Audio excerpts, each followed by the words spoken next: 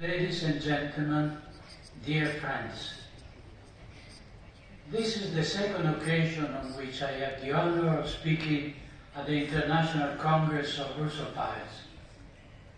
I thank all of you and the organizers of this event for inviting me to give this reflection, which follows by a few weeks the historic interview that President Vladimir Vladimirovich Putin granted to the American journalist Tucker Carlson.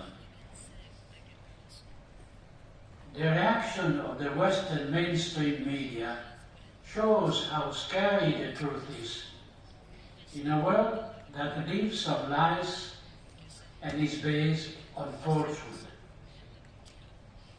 All of you gathered here are well aware of the threat that hangs over the Western world and the whole of humanity.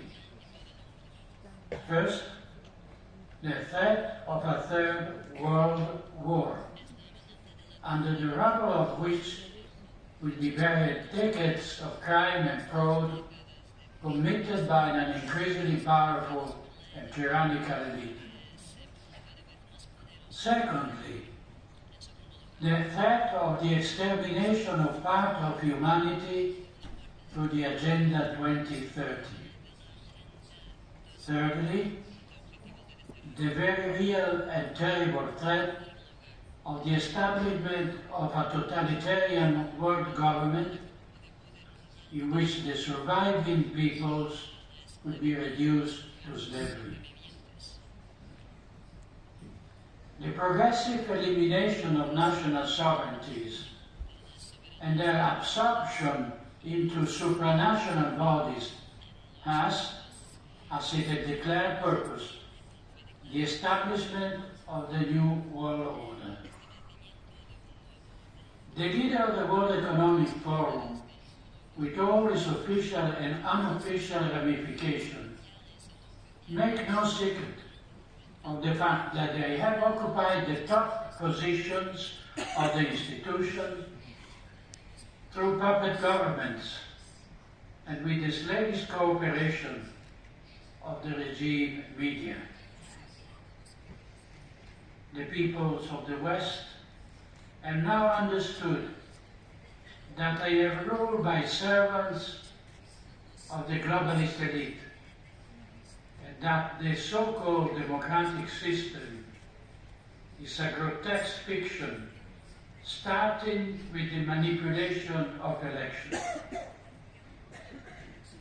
The continuous emergencies, health, war, climate, and energy, the crises that supposedly justify the Agenda 2030, however, are not what truly unites them, and many are beginning to realize it.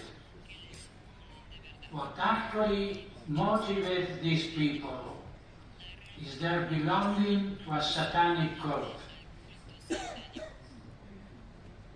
But whoever wants Satan to reign must first banish God under the pretext of the secular nature of the state.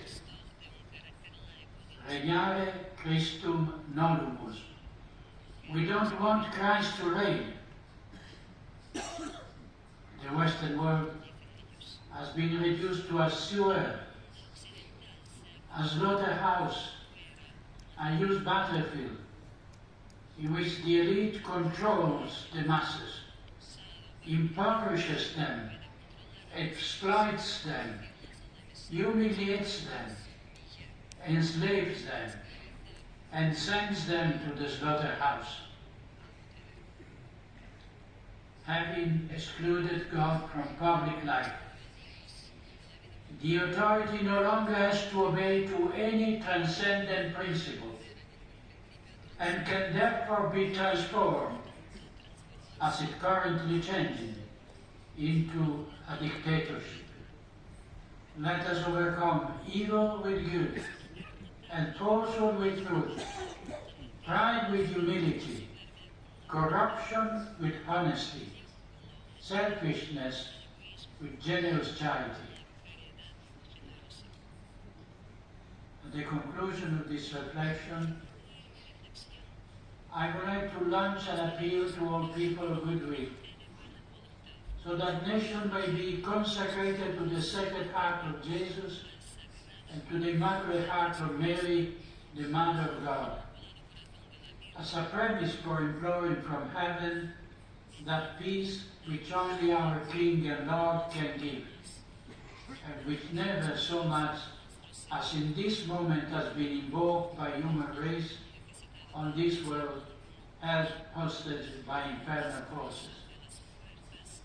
I make this appeal to the patriarchs of Moscow, to the prelates of the Orthodox Church, to the Catholic cardinals and bishops who have not yielded to compromise, and to those who recognize themselves in the universal and sacred principle of the natural law. Upon all of you, and upon all who share in our spiritual battle, I implore abundant heavenly blessings through the intercession of the glorious Theotokos, the Virgin Mother of God. I thank you all.